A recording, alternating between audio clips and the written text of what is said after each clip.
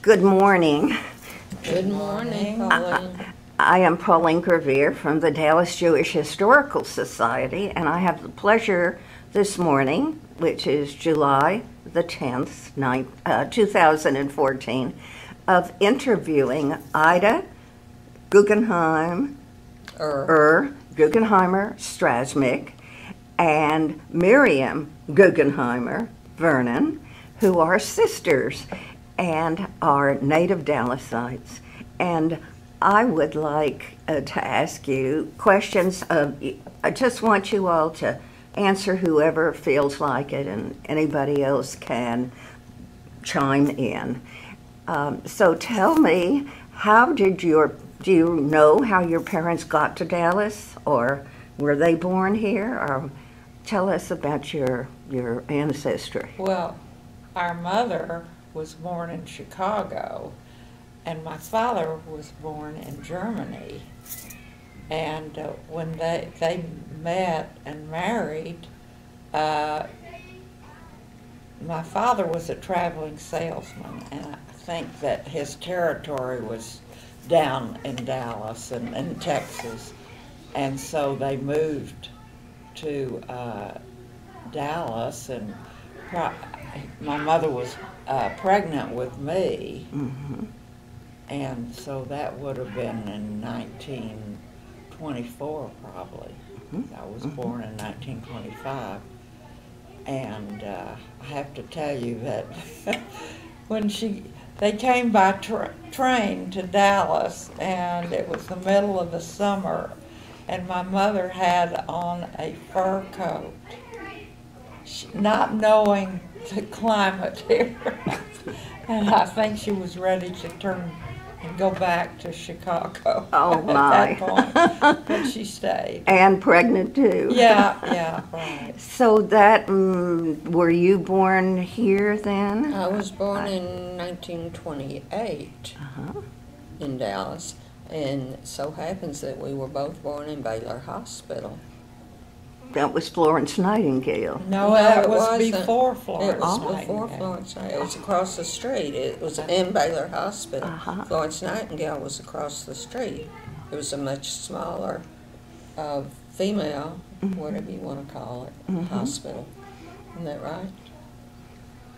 I'm not sure. So tell me something about growing up in Dallas during that era. Well, at the time we lived on South Boulevard, right across from Temple Emanuel. Well, go ahead. And I went to kindergarten at Temple, and they must have had a pretty good kindergarten, because when I started public school I was double promoted, which made me graduate earlier. Not that I was smarter, but the school was so good. I totally understand, yes. And what about you, Ida? Did you go to kindergarten there? I went to kindergarten at Temple Emanuel, and I think I still have my graduation kindergarten picture. Do? If you have it and you ever want to donate anything, we have archives here, and we'd love to have anything you have. But that's beside the point. So what was it like growing up Jewish in South Dallas? Did you have a lot of friends? I didn't know any different. Jewish. Almost everybody we associated with was Jewish. And at Forest High, they had a big percentage of Jewish students. I don't know at that time if I even had any non-Jewish friends. Maybe not. Probably not. And you went to Sunday school at Temple Emanuel? Yeah, I was confirmed. So you were walking across the street to Temple, practically? Well, by that time we may have moved from living right across the street, but where did we were always walking distance. I can remember before that, though, we lived in 3 different apartments on Forest, and I can remember living down across the street from a fire station, or next door to a fire station, and sitting on the bottom stairs, absolutely petrified whenever a fire truck Oh, went yeah, out. I remember. I've always been afraid Sirens, of didn't sirens, scared, and I would sit on the bottom steps. I think you were talking about staying in within about a 6-block radius. If you were across the street from Temple Emanuel, then moving across from the fire station was very close. I don't know your third. Yeah, I think we lived on Forest first, and then we moved to. Well, so you had fun. You had lots. You had lots Oh, yes. of friends. Oh, Lots of I friends. remember summers, our activity during the summer was getting together with other little girls and doing our hair. That was entertainment. I'm not It was sure that fun. anything's changed. Imagine kids now being satisfied to do that for summer in their summer vacation. That was it. That was it every summer? Well, until we got bigger, I guess. Then we looked And for then we- something else. Then we hung out on the corners with the gang. There were always gangs of kids hanging out on corners. And our parents were never very concerned Oh, about that. no. Nobody Well, worried about crime. No, well, you were there at the same time. You were on Forest Avenue with us. And Well, not quite. My brother Yeah. was, but Leonard, Leonard. yes, well, Um, I remember Leonard. so. Did you ever come across any kind of anti-Semitism at that time, maybe in high school or grade No, school? Not at Forest. Okay, okay. Of course, And I didn't graduate Forest. you didn't. I didn't graduate. Where did you from Forest. graduate from? After my freshman year, we moved to North Dallas. And you And I graduated from? graduated Highland Park. Well, that would have been a place where you could have encountered something. But we did in Highland Park. Well, I know the Dallas Country Club was very anti-Semitic, but we had a bunch of Jewish Can you kids. talk in a our- little bit louder? Excuse me. We had a whole lot of Jewish kids in our graduating class at Highland Park.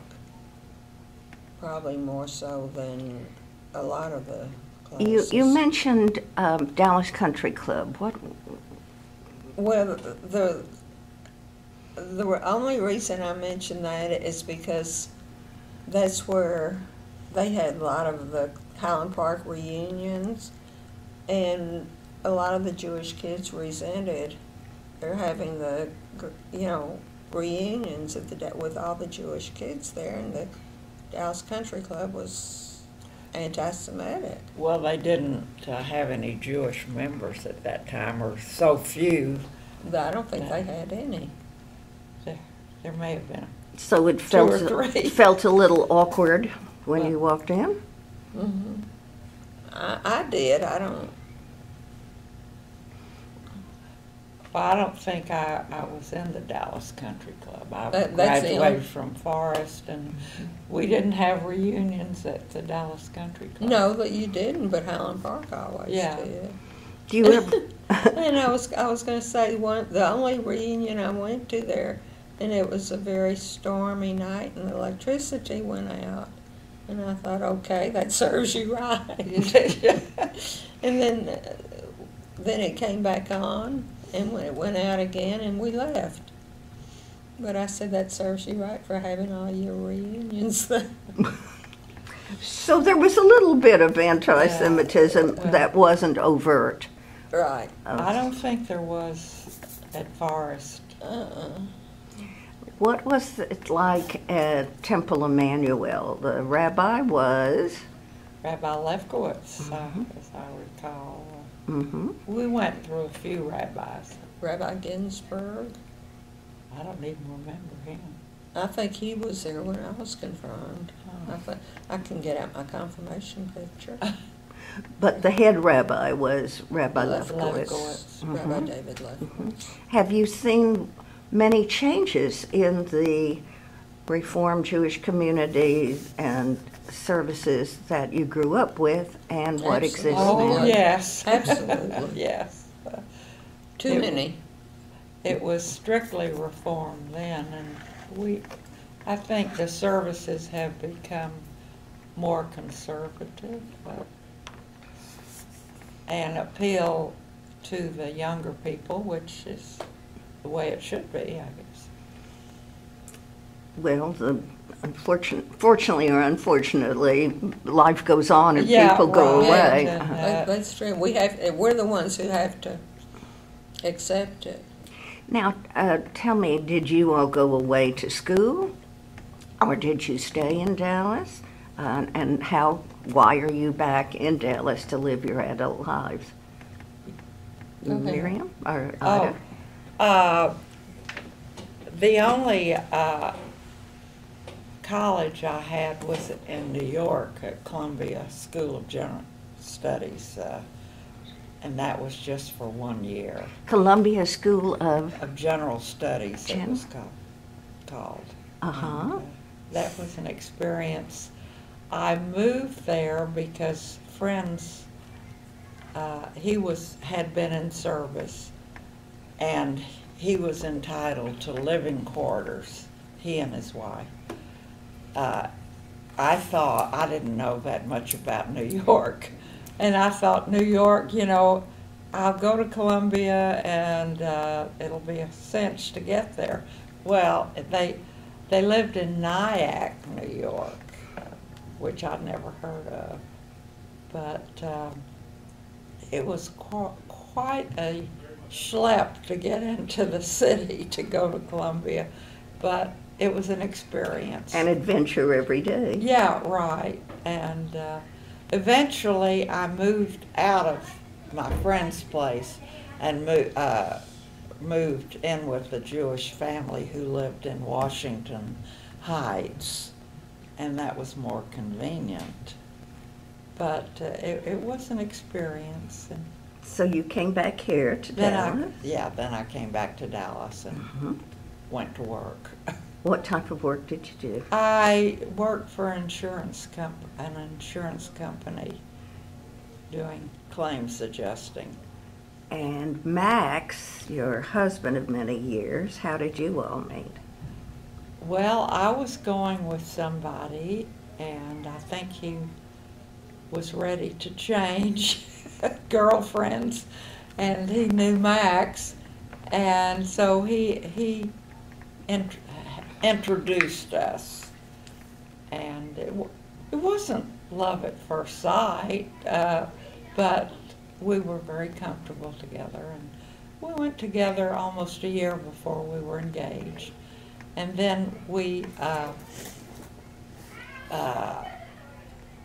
were going to get married, and Max said he had to go to Japan in a month, and he wanted to get married before that. So we had a rushed up wedding, and 5 years later he went to Japan, and I went with him at that time. So you brought up something very interesting, which was that it wasn't love at first sight. So what happened? Did you grow into that? Because this is an interesting thing. It's not a very Jewish topic, but still, it's maybe an example of growing into love.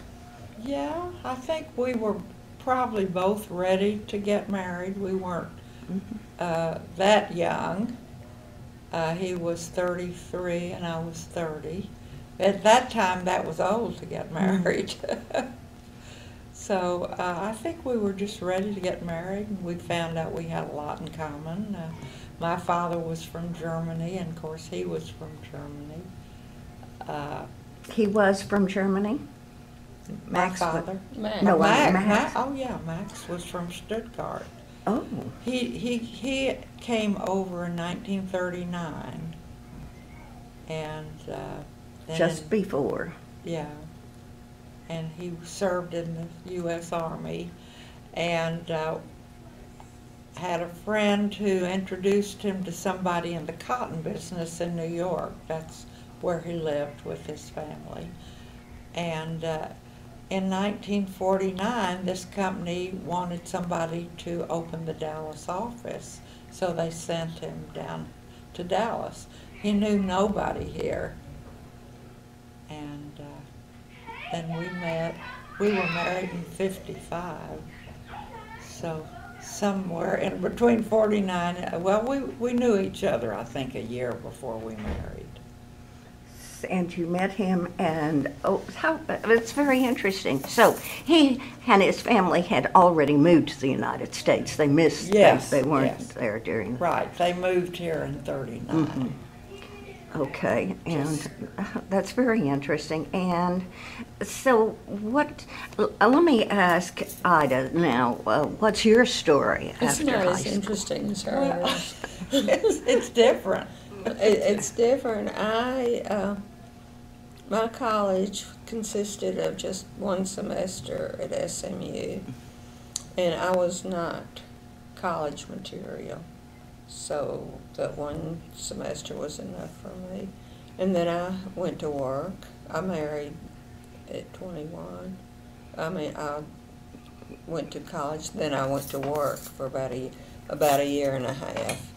And then I got married. And how did you meet your husband? Well, our families knew each other, and I hardly knew him. And his aunt, I guess he went into services. Was in, let's see. Was he from Dallas? No, Oklahoma. Oh. Oklahoma, and his Aunt Ray, was she his aunt or just a friend? Suggested he was in service, and she suggested that he was lonely, and that she thought it was a good idea that I should start writing to him in service. And that's. I didn't know that. You didn't? No.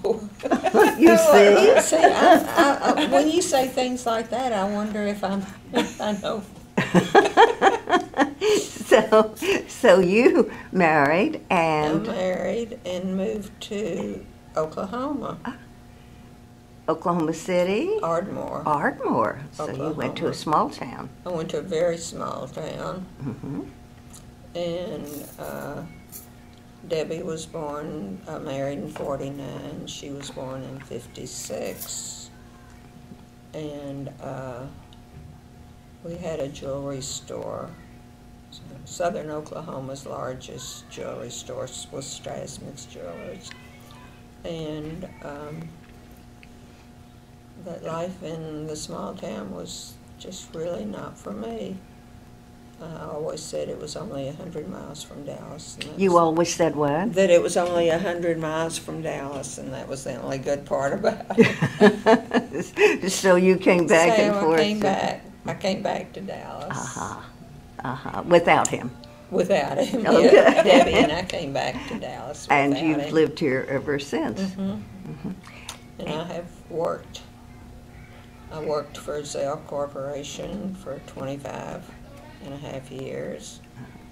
And then I worked at Temple Emanuel for 16 years. And then I retired in 03, 11 years ago. You know, both of you are terrific examples of people who chose to work outside the home in an era where not a lot of women were doing that. They were marrying and staying home, and you are both career women.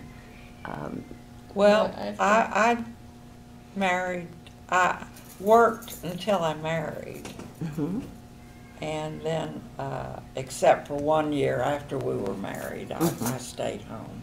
Mm-hmm. Well, that's fine, but you Yeah. still worked in the business world, so you I have was an in the understanding business of world, that. Yeah. Interesting. And you too. But you've been working all along. I worked a total of about 40. So what's it like being retired after all those years? I like it. I'm enjoying it. What do you think are were there any challenges that either one of you faced growing up in Dallas? Anything at all that you can think of? What challenges, or can you think of anything exciting that happened to you? What would a terrific evening be like for you, or a day? I'm throwing out a lot. Way back when? Or right now, whatever. Oh. We can Well, talk. now, a nice evening is probably going out to a nice restaurant for dinner with friends. Mm-hmm. And family. And family, yeah. Well, you both volunteer at the temple so much, which is Used wonderful. to, don't so much anymore. But I did yesterday, so for the things for the high holidays. So. Seems like you're always at a table Yeah. registering people, which is lovely, and Max You have a too. good memory. And Ida, are you volunteering too at the temple as much? No, they don't call me. No, I used to do Meals on Wheels, and I used to do some volunteer work with the Caring Congregation, but they don't call me anymore. Well, sometimes they wait to be called, you know. Well, I have mentioned it to them at Temple, I said, you don't call me. Would like to do some volunteer work. So, I'm glad to see the younger people taking over some of the things that we did. Well, that is nice too Yeah. to see. Yeah. Excellent. Well, is there any advice that you would have for people coming into the community? No. Just Be active if you want to meet people. meet people and just be active in the temple. Now, you have one daughter, Mm-hmm. and do you have any children? One Mary? son. And do either one of them live close by? Debbie lives here in Dallas. Oh, excellent. She is a retired school teacher. She taught for 33 years. She retired very young. Uh-huh. And she's a retired school teacher. Okay, nice. And what about your son? Our son lived here with his family until about 11 years ago, and he's with Microsoft, and they transferred him to Seattle. So that's where he's lived ever since, and they love it out there. First I thought, oh, well, they'll want to come back here if given a chance, but I don't think they will. Climate has a lot to do with it, too. Yeah. The rain doesn't bother them. They're outdoor people. They have a lovely home on 2 acres with a beautiful yard and everything. And Grandchildren? Do you have grandchildren? 2 granddaughters, yes. One 24 and one 28 who just became a mother. Ah, great-grandmother. Yeah. That's hard for me to say. Going way back to your parents, and where did you said they came from Germany. My father. Your father came from Germany. And what about your mother? Do you remember? She was from Chicago. No, before that. Her family.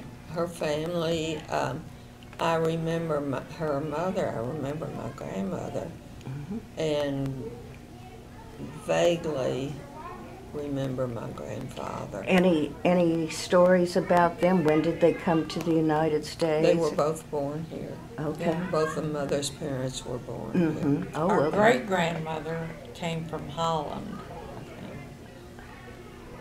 Our mother's mother came from Holland. But our grandparents were born. So a in this heavy country. emphasis on Germany and Holland, and then coming to the United States. Do you remember any family lore, any kind of stories about your grandparents? I'm trying to do this so that your children and grandchildren will be able to understand that. Correct me if I'm wrong. But as I say, the only thing I can remember about my grandfather is one time when they were in Dallas and we were living in South Dallas, and he used to walk downtown. Now, is that a fact? He used to walk over the Oakland. It wasn't all that far. Right, he used to walk over the Oakland Street Bridge. I don't really remember that. Walking downtown. I can remember walking to town from where we lived on Forest. On Forest? Lived down the block from where you lived. That's right. That's right. I don't ever remember walking that far. But I don't know why I can remember my grandfather walking. Well, we took the trolley. It was 3 cents too at that time. Really? Yeah. And it ran right on Forest Avenue, and the little trolley would go by at all hours of the day and night. And we used to go to the movies, the Majestic and the Palace. On Saturdays. Yeah. Saturday was always downtown. Saturday afternoon in the double feature movies. And how much was it? I don't remember, but I remember the White Theater was 10 cents. The White was at one end of Forest Avenue, right. the west That end. wasn't downtown. No, that wasn't downtown. But I remember as kids that, and I shouldn't say this though, but we would go to the White Theater and we would buy a bag of popcorn, and we'd get down to where it was just almost empty. And then somebody else would take the bag back and ask him to put a little bit more butter in it. And of course he would fill up the popcorn again. And then we'd eat that down, and we really got our money's worth, because the popcorn man was deaf, and he didn't quite understand what we were saying. So we got our nickel's worth or whatever it was. It wasn't any more than that. You were naughty girls. We were bad. Well, I think there might have been some boys in there too. Okay. I don't think it was all girls. Well, you've seen a lot of changes in Dallas. What do you think of what's happened? It's just exploded. To my mind. Change. Yeah, that's all I can say is change.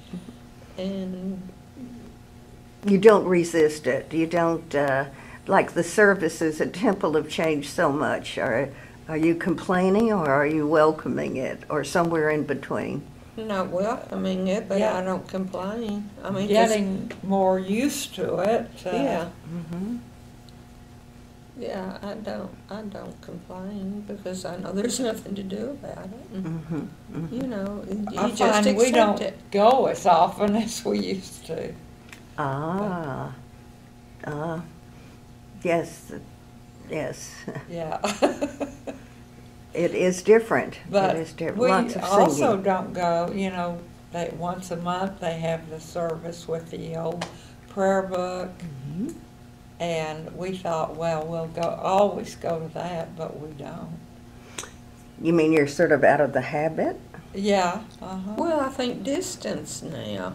You know, when we were in South Dallas, it was much closer and everything, and distances now to go to services. But do you remember going to services on Friday night No. in South Dallas? I don't. That I don't remember. That was just it. It wasn't nearly as common to go on Friday nights, it seems like. Of course, we've always had Sunday school. Yeah. Right. Yeah. Uh-huh. Well, so you all are, if I can sum it up, you've lived a very good life in Dallas. It has brought you stability and interest, and you went to the movies, and do you remember, and plays and music, and the temple, and you built your your lives around social activities and volunteer activities and work activities in your case, Right. Ida. Okay, well, it sounds like a very full life. And very satisfying. Very satisfying. Never wanted to live anywhere else.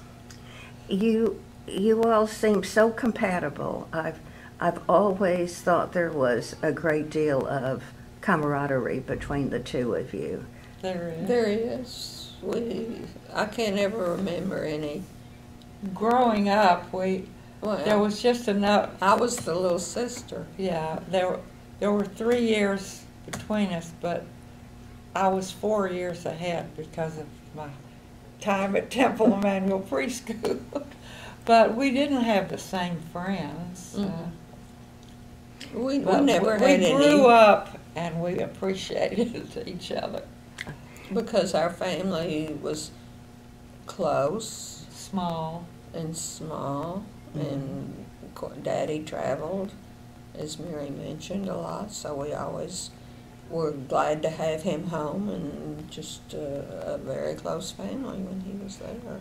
And your mother never worked outside the home?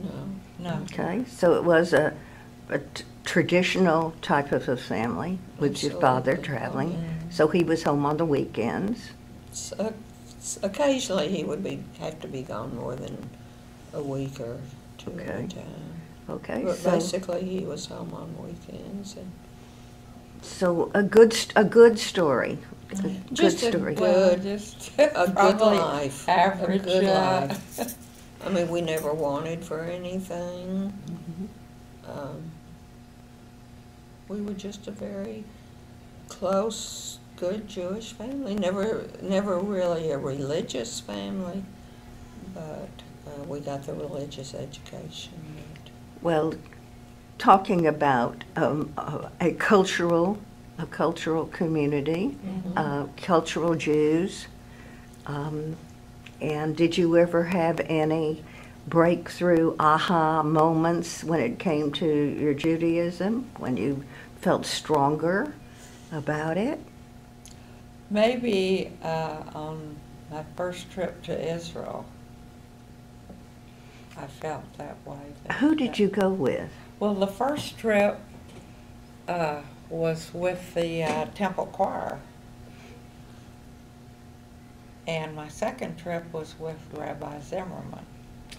And why did the first trip affect you that Well, way? I guess just being for the first time on Israeli soil, and I couldn't get over that everybody's Jewish there.